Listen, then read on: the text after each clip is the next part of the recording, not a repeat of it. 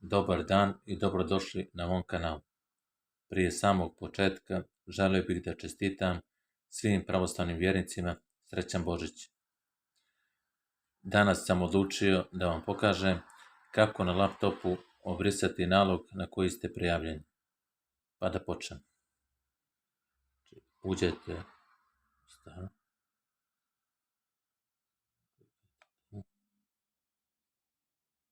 Pa zatim u settings.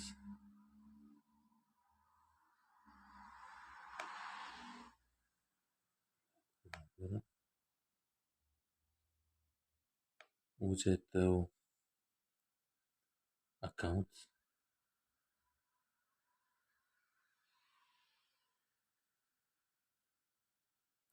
A zatim u family and other users. Tu kliknete.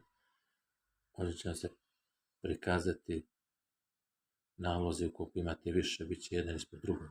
Evo kao recimo u ovom slučaju ja želim ovaj da obrišem. Znači, kliknete na nalog, user, ovdje. Će vam se prikazati. Remove, kliknete tu.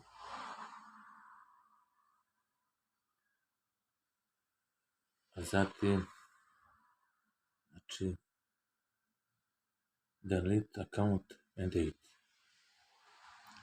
Ukoliko želite, znači, trajno da obrišete vaš nalog, znači, tada brisanje naloga ove osobe će ukloniti sve njene podatke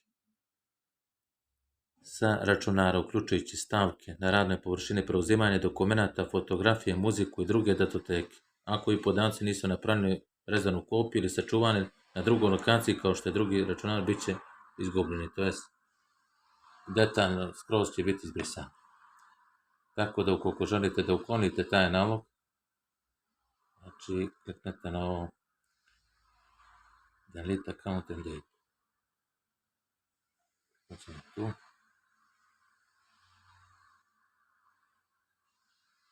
Čekaj ćemo malo.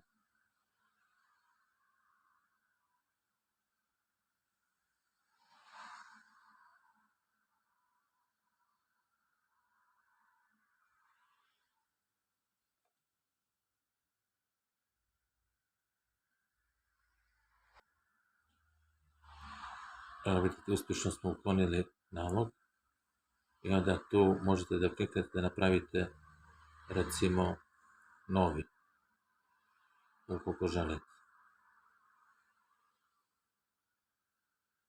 A to ću vam pokazati u sljedeći klip. Znači, kad kliknete ponovo tu, evo vi ćete ovdje da nije dostupno ni jedan nalog obrisan. Uđete ponovo. Šta?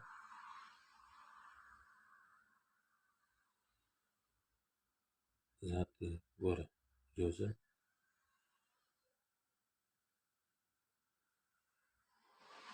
Evo vidite, tu bi bilo, znači tu je bio nalog koji se izbrisao.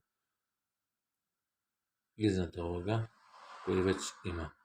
Tako da skroz sam izbrisao ovaj nalog koji sam sada pokazao. Tako ćete i vi isto ukoliko želite da izbrišete vaš nalog na koji ste prijavljeni. Znači, trajno ćete ga izbrisati sa vašeg računara.